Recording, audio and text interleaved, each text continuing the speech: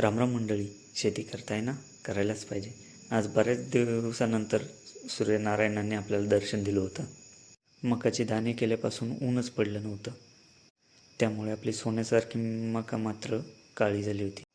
असो, निसर्गापुढे कधी कोणाचं काही चालतं का? अजिबात नाही.